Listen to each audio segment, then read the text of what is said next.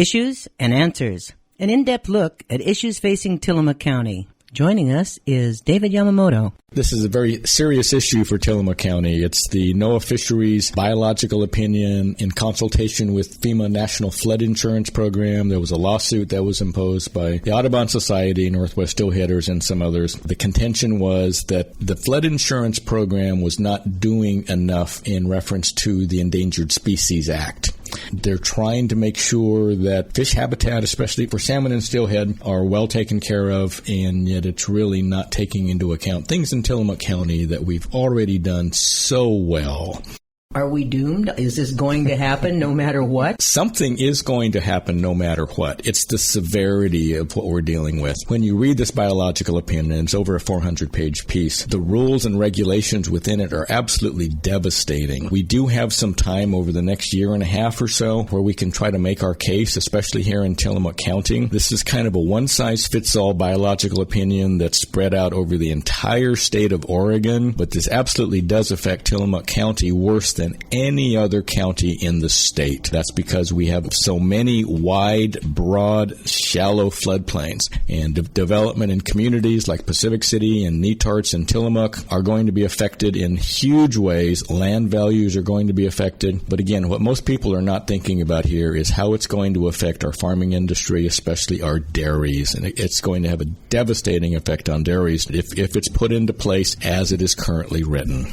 They're talking both perennial and intermittent streams. So if you live near a stream that runs during the winter months, December, January, February, that's an intermittent stream. They've proposed a 170-foot riparian setback on both sides of perennial and intermittent streams where you're not going to be able to build. A lot of these rules are just absolutely crazy. They're most concerned about structures and buildings, but when you look across Tillamook County, you see fewer dairies, but the herds that each of these dairies has is getting bigger. So when that happens, when a dairy farmer increases the size of his herd, he needs to increase the size of his milking parlor and the barns that he has to take care of his cows. It could become difficult, if not impossible, to do things in the future with your own private land.